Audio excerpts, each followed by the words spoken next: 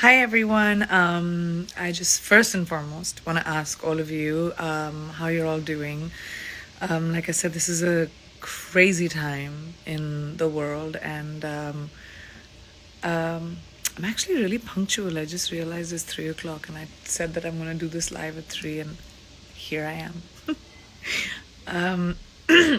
Well, I'm actually excited about this live today because I, if you remember last week, I had made an announcement, and I was talking about the fact that I was working on this campaign with Bon Viv spiked seltzer, and obviously with everything that's happening in the world, it doesn't make any sense. So we decided to use those resources to commemorate women around the world that are that are on the front lines doing some work. So we're taking those resources and making a contribution in these women's lives. And I had asked all of you guys to send me nominations of women that you know and their stories.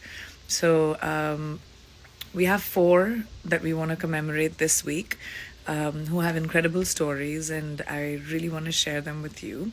I've posted about them and a little bit about their stories, but I wanted to read their letters from their nominees.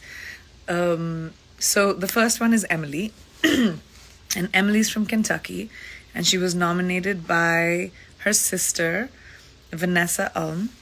And the story is, at the precipice of the coronavirus pandemic, my APRN sister, which is nursing, ended maternity leave to return to her job in the ER at the medical center in Bowling Green, Kentucky. She left her husband, her 3-year-old daughter, her 3-month-old baby girl at home while she regularly tests patients for the virus. Shortly after her return, seeing how rapidly this virus spreads and damages, she and her husband made the incredibly painful decision that distance was the safest option for her family.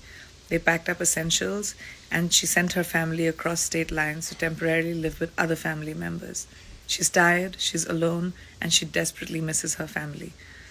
But she still commits of her job of being on the front lines for this pandemic. She's a true rock star. Thank you, Emily, for your selfless sacrifices and for keeping your community healthy and safe during this unprecedented trying times.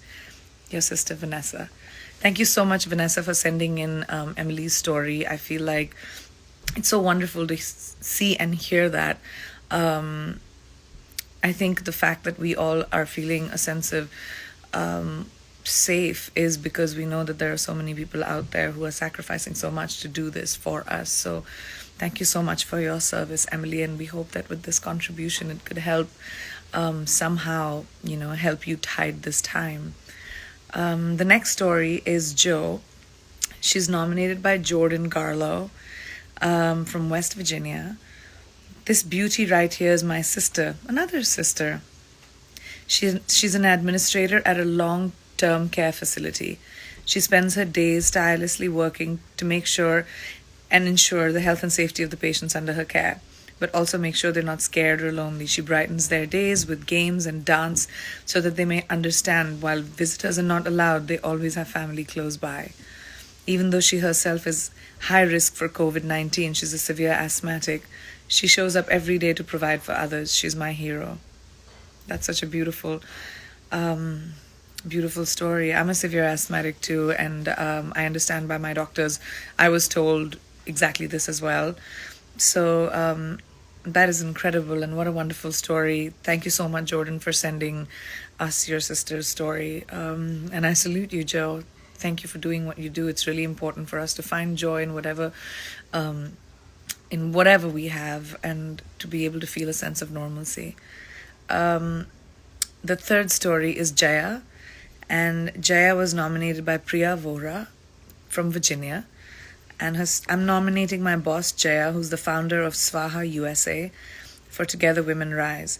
She has shown her resilience during this crisis by donating both her time and money to get at least 10,000 plus N95 masks to those on the front lines. Now, that's another way of being able to contribute. That's an incredible way of using your resources to help people who are actually on the front lines. Thank you so much, Jaya, for your contribution. And Priya, that's very kind of you to send us her story. I hope with our contribution, it'll help Jaya's cause a lot more. The last story that I'm going to tell you guys today is Jenny. She was nominated by Sami Diaz from New York. And let me tell you about Jenny and why I'm nominating this amazing soul. While pregnant with her third baby, Jenny came ventured and opened her own business in which she hired me to help manage. Since then, I grew not only to love and admire her for her strength, resilience, but when you think she's done, she does more.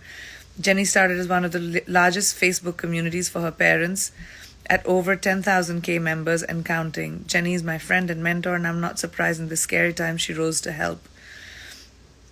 Despite of having 4 little ones at home, her initiative Feeding Heroes not only provides meals to the community healthcare workers on the front lines of today's pandemic, but also helps and promotes small businesses suffering from the affected economy. Wow. Jenny is a real-life superhero and is an example of tenacious community architect.